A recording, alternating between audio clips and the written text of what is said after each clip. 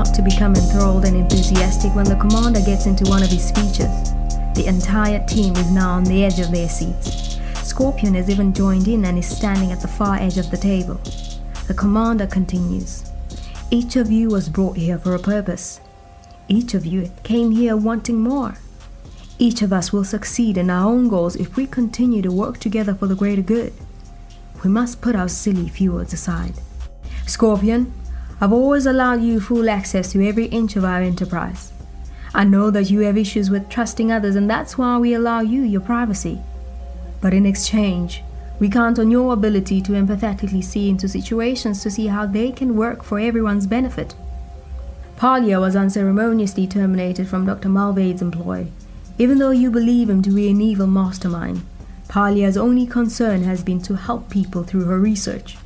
Her breakthroughs in unnatural molecular stabilization have helped us to create many of the methods that we use to give our team their special attributes. How can you be sure she's not still working for him? Scorpion replies. If you can't trust her, then you can trust me.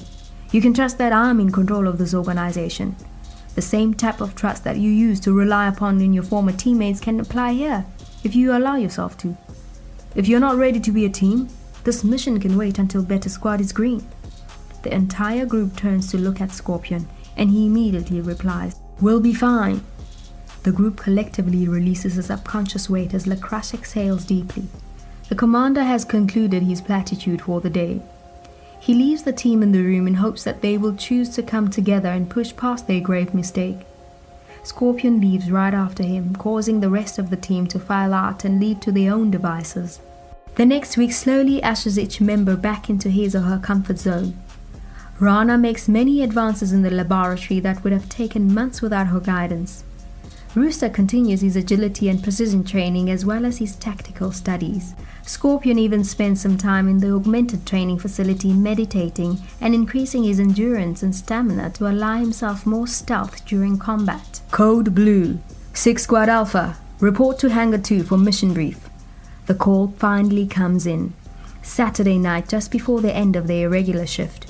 I guess we're up, Rooster says as he and Rana crash into the hallway at the same time. It's about time, Rana replies, just happy to be off suspension and eager to get back in the field. The two race down the hallway buttoning their protective vests and black jackets. They each sling a bag over their shoulders and try their best not to be the last to the mission brief. With Scorpion and Commodore on their squad, Rooster and Rana have to continually study and prepare in order to keep up with the rest of the SIC Squad Alpha. They burst into the hangar and approach the rest of the squad. Commander LeCrash stands in front of the squad at the bottom of the ramp extended from the clam-shaped aircraft. As the two of them enter the hangar, the commander tucks a tablet under his left armpit and acknowledges them with a nod of his head. The two of them split and align themselves at both ends of the squad. The squad is now in their normal formation, from tallest to shortest. Rooster at the far right closest to the CX facing the commander, Sarok Chan to his left and Commodore in the middle of the formation. Scorpion stands fourth in the squad and Rana stands ready at the end. As they all settle into their positions, Commander LeCrash begins his mission brief. He takes pride in his founding squad, and though anyone could deliver the mission brief, he wants to motivate the team that still handles the most important missions. It's time, he begins. For 3 long weeks I've been waiting for the right mission to come along that would fuse this team back together. Your mission 3 weeks ago definitely had its setbacks, but it also thrust a gigantic success into our laps. The commander pauses for a second and pulls a tablet from under his left arm, flipping it around with the same motion. Using the samples that you retrieved, we were able to produce a formula to predict certain natural disasters up to 15 hours in advance. You're headed to the Congo. We believe that there is about to be some extreme volcanic activity in that region that will disseminate many of the inhabitants that live along the southern region along the Congo River. You are to investigate the volcanic threat and assist with evacuation if necessary. We will be sending additional air units to assist, but we may need you on the ground there before those units arrive. Your SIAC is the fastest there is, but will not be very useful in evacuating large populations. By our calculations, you have less than 10 hours to get there, and to begin assisting with the evacuation. This is what the SIC Squad is all about. Commander LeCrash pauses and points his left hand towards the aircraft, using 4 fingers. Your custom upgrades are waiting for you inside, along with more information on your destination. Be safe out there. I believe in you, Alpha. Commander LeCrash nods his head in approval and dismisses himself as Commodore steps out of the squad and turns around to face them. All right, squad. You heard the man. We've got a job to do. Let's move. Commodore heads to his left and the rest of the squad files in behind him into the SIC.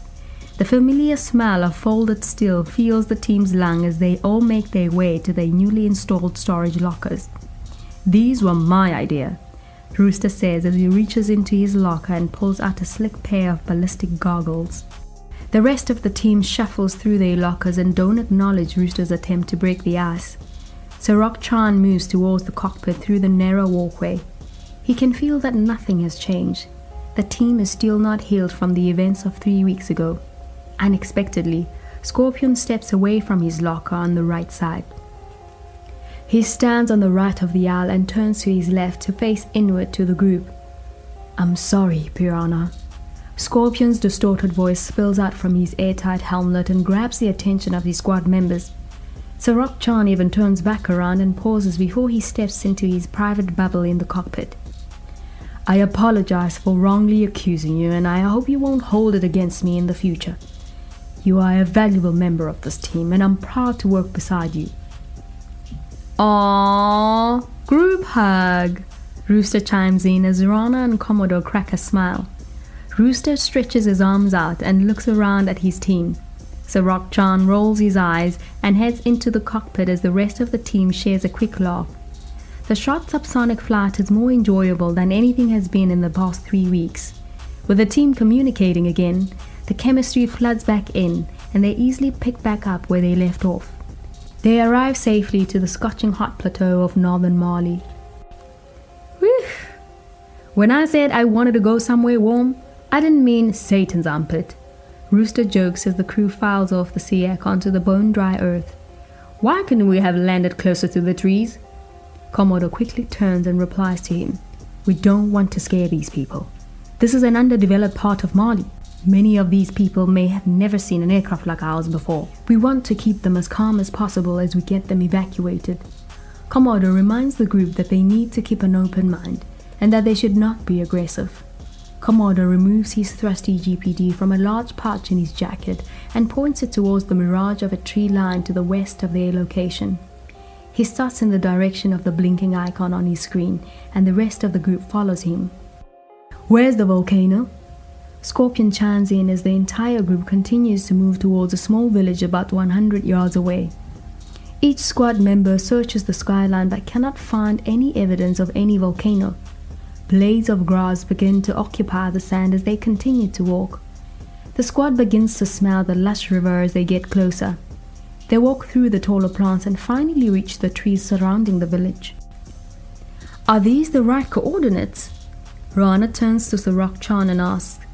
He only nods as he peers through the trees with a confused countenance as he sees the peaceful civilian populace meandering through their daily life. The populace of the rather large riverside village is much more advanced than the team expected. A tall marble tower peeks out just above the thick tall trees. The short rectangular white clay houses line the edges of the hard clay streets as the busy hustle of a nearby market grabs the team's attention. Hundreds of people of all races hustle up and down the streets making deals and trading goods and services. All right, listen up. Commodore spins around and addresses his team.